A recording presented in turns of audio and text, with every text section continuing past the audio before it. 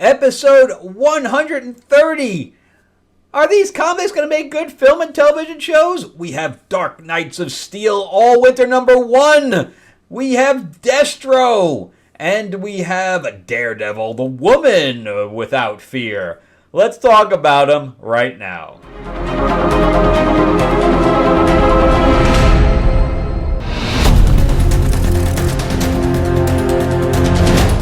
Thank you guys so much for coming back to the channel and spending time with me as we chat about movies, comic books, and television shows, as well as the occasional board game and card game. I am your host, Frank Zanca. I'm an award-winning screenwriter, novelist, and comic book writer, and a budding filmmaker, hopefully going back to work soon. I did have some really good meetings. I think I'm going to be on a podcast, something like that, on Tuesday. Today's Friday. I won't be releasing this till probably Saturday. So yeah, I finally got a chance to read some comics as well, so we're going to talk about that. But remember to give me a like and a subscribe if you can. Give me that thumbs up. Click that thumbs up button. And if you can't subscribe, please do. And if you're looking to read anything that I've written, you could check out the description below to find a link to my Amazon page and where I have my novels, graphic novels, etc. Anyway, check that out. All right, so let's jump into Dark Knights of Steel All Winter #1 that basically has Deathstroke as a Viking. Now, this is not done by Tom Taylor, who did the original Dark Knights of Steel that started out very, very well. I really liked it in the beginning, and then it just, like most Tom Taylor books, it's like pizzles out by the end and goes places you don't want it to go, and it just gets weird. So that's how I felt about the first Dark Knights of Steel. But I thought that the idea behind it was very good. And basically is taking the DC characters and then putting them into a medieval setting. And this is doing the same thing, except now we're taking DC characters and putting them into a Viking setting. And the book is in black and white. But anyway, we see that this arrow is deflecting off 10 million different places and then hits this guy in the back of the head. I mean, the artwork is good, but the black and white does not help it. So anyway, it's this guy in the head. You realize that it's Deathstroke that did this, and it's Vandal Savage that he's working for, and there's also... the person with Vandal Savage is Killer Frost, who really doesn't do much throughout this book. I would expected her to do more, because if she's Viking and she can control ice, there's literally a lot that she can do. But anyway, I think somebody just watched Vikings and decided that they wanted to do a book with DC characters in it, but it doesn't capture any of the essence of the TV shows in any way, shape, or form. And it's really kind of a letdown because literally it's just him. I guess he's been friends with Vandal Savage for a while, and he just wants his money and wants to go. But the other guy's not, Vandal Savage is not having it. He instead sends Deathstroke and Killer Frost on another mission where we run into monsters, and he just jumps off the Viking boat and goes into the sea monster's mouth, and they're like, oh, I guess he's dead. And of course not. He ends up killing it from the inside and walking onto shore. Lucky that shore was right there. Because Vikings used to travel for like weeks or months to get there. But anyway, so we go into this thing. I guess he's trying to find this child, and she gets a axe in the back. But I think this is Green Arrow she ends up finding, or they end up finding. So yeah, I think that's supposed to be Green Arrow. But anyway, you know how much I care about it? I don't care at all. And then we get this, it's not really a backup story. I guess it's another. I guess it is a backup story. Heir to the Seas. So instead of Aquaman in here, and the artwork is obviously really good here, and it's in color, it's Ma and Pa Kent. I don't know, man. All this Elseworld stuff they're trying to do is just not working.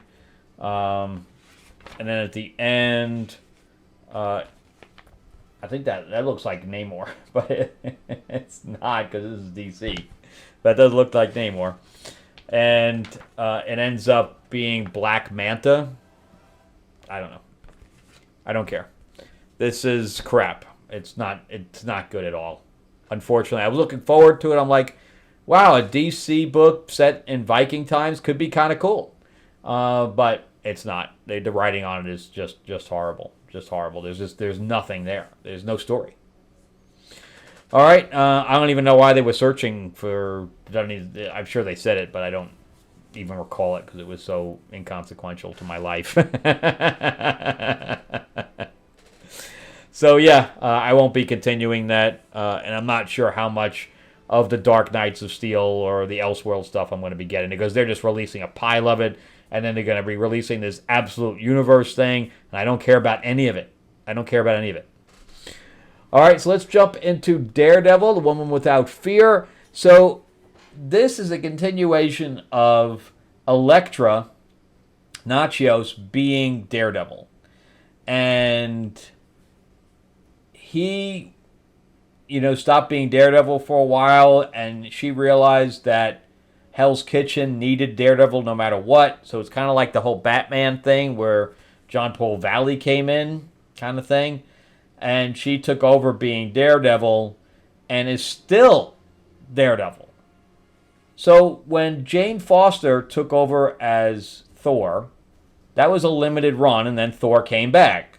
And then Jane Foster took on a different identity. She became Valkyrie. And when Batman came back, of course, he defeated John Paul Valley and became Batman again. And John Paul Valley took over being Azrael. So this should be the same type of thing. Daredevil's back. There's no reason for Elektra to still be Daredevil. Now, I don't mind the look and feel of the costume, but call her something else. She can't still be Daredevil. It doesn't make any sense. I mean, we can't have two Daredevils running around. It's weird. Just give her own identity. She's had her own identity for most of her comic book career. There's no reason for this. Now, with that being said, and then we're going to get into the Punisher here in a second, too. So with that being said, we do get some really nice art in here. It's, the first page is almost like a newspaper. It is a newspaper. It says Daily Bugle right on it. And then Elektra's training this girl, and I was confused in the beginning because they have panel narrations, and I didn't realize that one was red outlined and one was blue. They should have changed the color completely. But part of it, the girl's talking, and part of it, Elektra is talking, but I didn't know which until I realized that one had a blue outline and one had a very thin blue outline and one has a red outline. So anyway, little girl ends up becoming a vigilante in Hell's Kitchen, and she takes all these guys out, and then the cops come, so she runs, and she's pretty badly beat up, which is kind of cool that they show that her knuckles are all bruised and things to that effect, and she goes to relax, but we have a new X-Men book, too. I don't know. This is Eve Viewing. I like the lineup. I don't even know who the other guy is there, the green guy. But whatever. I mean, we get some really nice stuff there. I don't like the baggy pants, but I can get over it. I do like them making the size out of being like a billy club where she's swinging from it. But anyway, she goes. I guess this is her apartment. Although I thought maybe it was her and the girl's apartment, but it isn't. Gets a text or whatever else. She goes to meet someone, but she doesn't really know who. and she goes onto a train, and she's looking around for who her contact is. And she's like, maybe it's this girl. And then the girl walks away, and she goes, oh, maybe not. And she's like, I have no idea. There's no password or anything. But then literally Crossbones shows up, and we get a fight scene right off the bat. And this guy's got a gun, and he's like, I'm just going to shoot you. And he's like, I'm a really good shot. And she's like, so am I. And she puts the sai right into the barrel. It doesn't look like it would be stuck in there, but I guess it is stuck in there. I'd be careful trying to pull that stuff out with a bullet in it, but whatever. So she vaults backwards. I thought that was a very interesting panel there. And she, shrugs the coat off. And then he throws her bag. And she's like, well, you might as well put the horns on, too. I mean, she could have had a machine gun in that bag. How would he know? And he just throws it. That was just weird. There was no reason for her to put the mask on, except for it to be comic booky. So, yeah. It was just weird. So anyway, she ends. I don't think he realizes that she has made the sais into like Billy Club type, things with cords in it. So he finally gets the sai out of the gun, and she retracts the cord and hits him in the head with the sai. I thought that was pretty interesting. But anyway, we continue on, and, he doesn't go down easily. He takes a lot of damage, Crossbones, but usually doesn't go down easily. And then we got Silvermane here. I really don't get why we went into here, but I guess we are. And we go back into the fight scene on the train where Elektra is winning. But, he's a big guy, one hit. She ties the other guy up to where the poles are. And then there's a gunshot that happens through the train and ends up going right between them. I think that he gets shot. Yeah. Crossbones gets shot in the arm. And we realize that it's this new Punisher. Why? I thought we were done with this new Punisher. If you're going to bring the Punisher in, you got to make it Frank Castle. This guy, dime store fucking Frank Castle, man. You can't do that.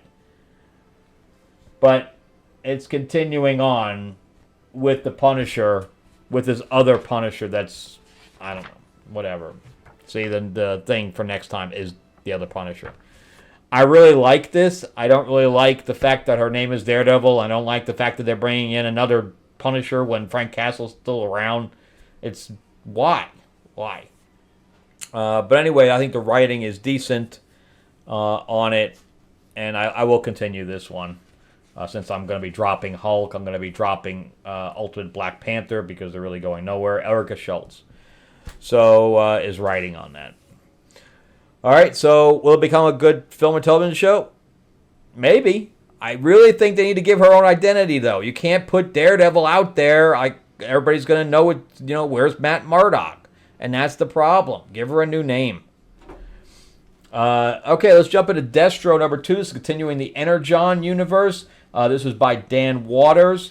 Josh Williamson's been writing everything else, like Duke and Cobra Commander. Now we have Kelly Thompson writing Scarlet, and I love Scarlet, and I am not touching it. I am not touching that thing. I read the first issue. It was god-awful. Dan Waters is doing an okay job with Destro. I really like Destro, so I'm going to stick with it.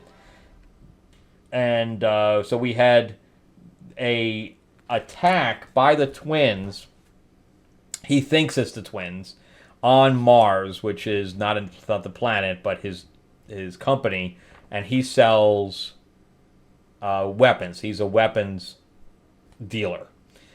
But he was having an auction, and he was attacked. He thinks it's the twins, Zeomot and Tomax. Wow, I remember that.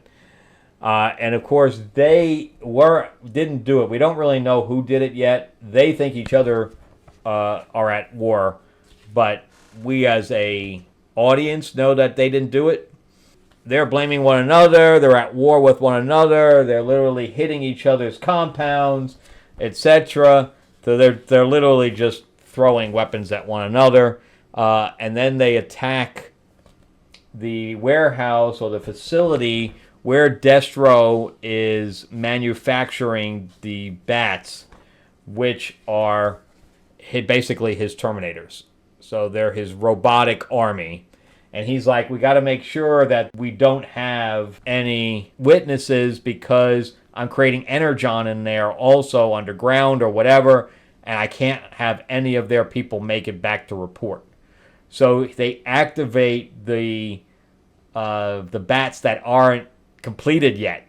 So they're literally in pieces like zombies attacking the Crimson Guard guys. I thought that was pretty cool. That is a good idea. And they wipe them all out.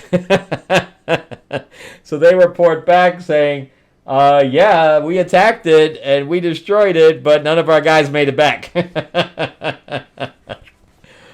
And then we have like anti-aircraft guns that are on the back of these Humvees. So we get some really good action in here.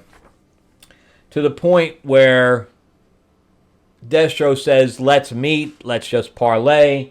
And they go to this island that's a dumping ground for damaged vehicles and operating equipment, military operating equipment.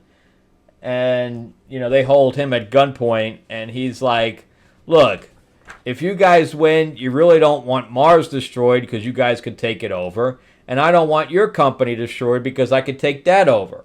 So they decide by a handshake that they are going to just kill each other and leave their companies intact. So he goes into hiding, I guess, or tries to, in the Arctic, and they send a sniper after him. I don't know who the sniper is, but they send a sniper after him. And we kind of get to see what the sniper looks like in the cover of the next issue. Really good stuff. I really like this issue. It was a little monotonous with going back and forth. I kind of want to know who set the whole thing up, because you know they both deny it. So we'll see. Anyway, will it make a good film or television show? No, because you'd have to do G.I. Joe. But this is a really kind of a good kind of little Destro story. So let's wrap up. I like it, but you can't do Destro independently of G.I. Joe. It just doesn't work. Daredevil, One Without Fear. Good start, but you can't do any kind of thing with her called Daredevil, and especially not with the other dime store Punisher in it. Come on, man. All Winter, unfortunately, no. It's a no-go across the board. It just was not good. It looks like it could be good, but it's just not. You know, if they're going to try to do a Conan thing or whatever, just didn't work. All right, well, that's it from me. Thank you guys so much for watching. Remember to give me that like, give me that subscribe, comment if you can. Let me know what you guys collecting. Remember, I'm also doing this for people that are not collecting, just so they can see what Marvel and DC and the independents are doing. So if movies do pop up, they can say, oh, I saw that on Frank's channel, that they do have a comic of that. And that's kind of what I do as well. So this is for, you know, people that aren't collecting, people that are, and all that stuff as well. Also, check out some of my other videos that'll pop up here as well. And if you're looking for anything that I've written, remember that the description below has my link to my Amazon page. I'll see you guys soon. Thank you again for watching all the way to the end, and I'll see you on the next episode. Bye-bye.